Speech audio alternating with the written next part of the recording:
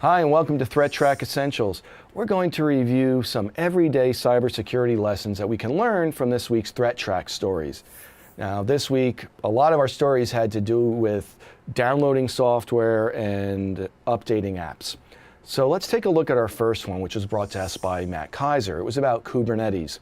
Now, you may not know what Kubernetes is. For the record, Kubernetes is software that's used to automate the deployment and scaling of applications. Now you may be saying, well, I don't really do that for a living. What's this have to do with me? Turns out you can learn a lot from this story. You see, about a year ago, a security vulnerability was found in Kubernetes. And software engineers did what's called a patch or a fix of that vulnerability. However, the fix they did was incomplete, and now Kubernetes has a vulnerability again. So it's been patched again. And security experts are learning that they need to update and patch their software too. I mean, we tell them that every week on ThreatTraq. And so do you. All of us need to always keep our apps and software up to date with patches and other software updates. Now, you may think to yourself, well, you know something, I don't need all the latest features on my apps. I don't need all those bells and whistles. But you need to realize a lot of what's included in a software update are patches for security vulnerabilities. So unless you're up to date, you may be putting yourself at risk. Next, let's look at the story John Markley brought to us about Gustaf, which is malware targeting Android devices. How did this malware get on the victim's devices? Well, they received a text saying that they needed to click on a link to download some software right away. Now, the problem is that was not legitimate software.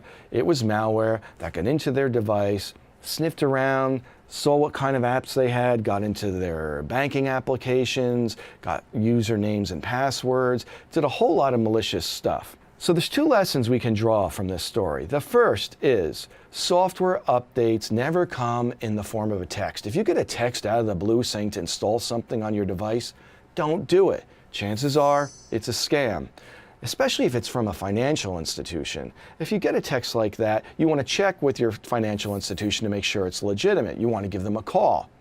And don't use the phone number that's in the text, because if the text is a scam, well, guess what? The phone number is a scam too. So call a number that you know and trust and find out if this update is legitimate.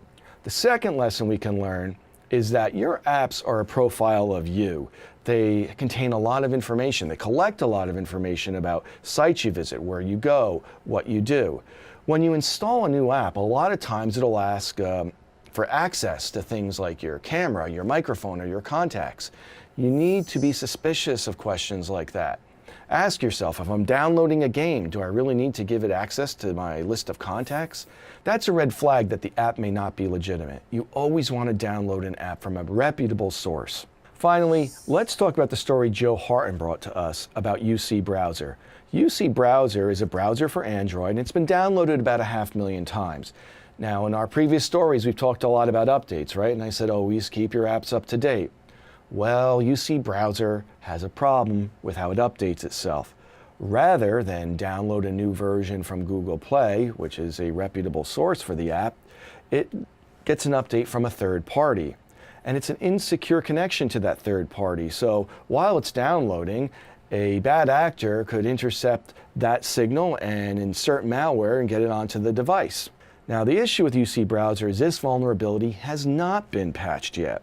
So if you're using this UC Browser, you want to stop using it right away, and you want to uninstall it from your device until a patched version is available. So that's it for this week's AT&T ThreatTraq Essentials. If you want to know more about any of these stories, click one of the links below for a deeper dive. And we'll see you next time.